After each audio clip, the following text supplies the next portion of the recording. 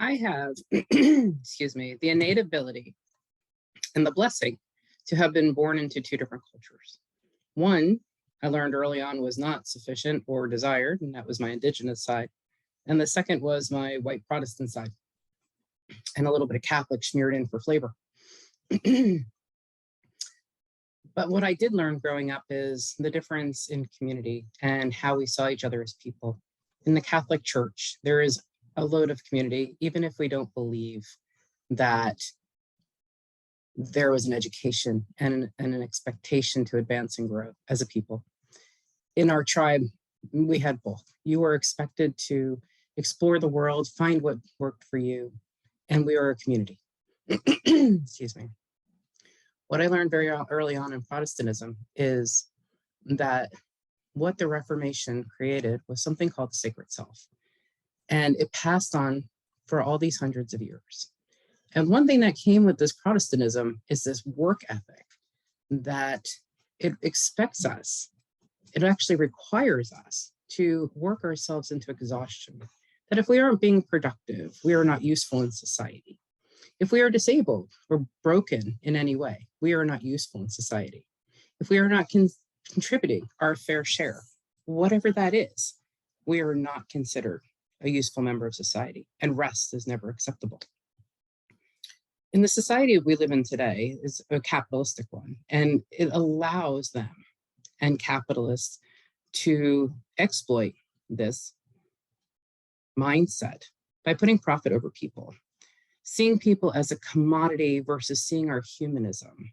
If we had our humanism and our humanity, we would learn that if we allowed the person to figure out what was best for them, it would make a better society. Instead of putting us into boxes and putting labels on us, we would be allowed to flourish and grow, and in the end, actually become more productive. Before I became ill, I fell into the same mindset. I easily judged people by their ability to be a productive member of society. As someone who grew up in a farming community, it was expected you worked from sunup to sundown and then found a couple more hours to do something other than reading. Reading was not allowed because then you would be educated. In our community, everybody pulled their weight. And while this was great in some points, in times of hunger or scarcity, we all took care of each other, which was a lovely concept. But if you didn't hurry up and get your farm work in the next season, we'd all wonder why. If you chose to educate yourself and move up and out of the farming community, you were considered lazy and entitled. I became ill in my 30s. And quite honestly, it was one of the best gifts that I was provided. I see that now at this time. I didn't see it at the time that I was becoming ill and changing. One of our members that we had a conversation with last week talked about how everything is a God experience. And if we suffer, isn't God suffering with us? Because everything is a divine experience. Sure, I'm going to go, I believe that. This is Creator having an experience through us. Why not? Not everything's peaches, not everything's roses. So through me and my illness and others who experience any kind of discrimination, he gets to experience loss of friends, being seen as less than human, and anything else that comes with being considered less than a productive member of society. Our society has many isms in our vocabulary, and while they stem from a place of fear, ignorance, and hate, they do provide us a bridge to open very uncomfortable narratives, but much needed. Instead of giving you the Webster Dictionary definition, I'm going to provide you this quote by Ashley Eisenmenger. Ableism is the discrimination of a social prejudice against people with disabilities based on a belief that typical abilities are superior. At its heart, ableism is rooted in the assumption that disabled people require fixing. and defines people by their disability. Like racism and sexism, ableism classifies entire groups of people as less than and includes harmful stereotypes, misconceptions, and generalizations of people with disabilities. In my tradition, my indigenous tradition, we pull out morality lessons by telling stories. So I'm going to share some stories. One, I have a child on a spectrum, and my child was never allowed to use that as an excuse for not trying something or trying his hardest. But my child does have to hide that, most people in places. If you pay attention, you will know that there's something just a little quirky about my child. My child currently has a job. He's a teenager, and he is very structured, and where he works is a great place for that. However, sometimes the time issue gets away from him. And sometimes he was so rigid that he has the inability to be a little more flexible. So he gets talked to about that fairly often. I asked my son why he doesn't tell people that he's on the spectrum. And perhaps this would help, because the company he works for absolutely helps people with disabilities. He said he just doesn't want anybody judging him by his disability because he's smart. He's in college and high school at the same time. He has a job. He finally got his learner's permit. Thank you, Jesus. And he is afraid that if he opens up and tells people that he will be judged and seen differently than the amazing person that he is at the moment. So I have been an advocate for my child for many years, helping with that stereotype that he's somehow not enough. Somehow he's not the same as everybody else's child. We all have issues we have to work through. We all have to grow. However, the other day I caught myself being a little bit of an ableist with my nephew. His parent had to have surgery. So I went over and I said, absolutely, I love taking care of this little boy. He's like a light in the darkness. Everybody loves this child.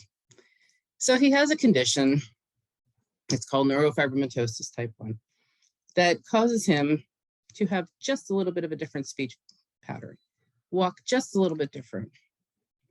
And he looks a little different. We can tell that he doesn't look like everybody else, but that's okay.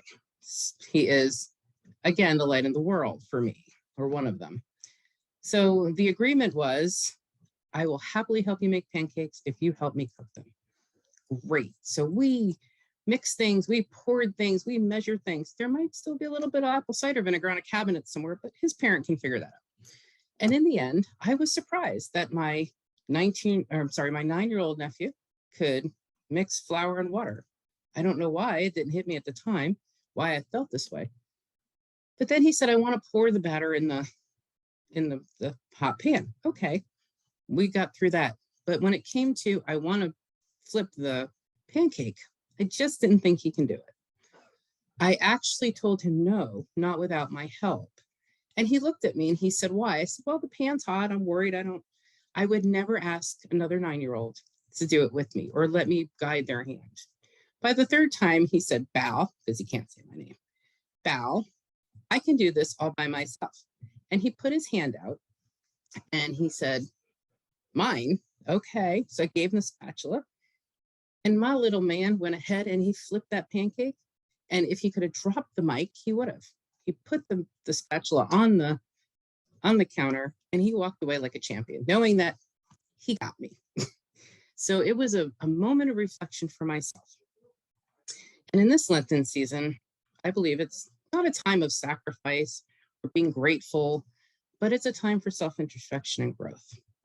These times of growth and introspection can be little times that we find reading a new book or contemplative prayer or kayaking through the backwaters of Florida. Then there are those that come up to your face and knock on your forehead with the, hello, McFly, are you listening? I am right here in front of your face, when even you are not recognizing what's happening. For me, it was that moment that I wouldn't allow my 9-year-old nephew to flip a pancake. He got me, and so did Yukahu. Even having experienced ableism myself, I was being an ableist. This actually goes against everything I teach and how I was raised in my Indigenous community as an Indigenous woman. So recently I was reading a study about Indigenous peoples around the world and how we see and raise community members with different abilities. And I found this quote from this anonymous Maori woman. Now you have to understand, she was in medical studies, so she has to stay anonymous. And it says, as a Maori woman, while I don't identify myself as disabled, I find that word a negative, disgusting deficit word. I don't know why anybody would want to diss my ability. It's that simple.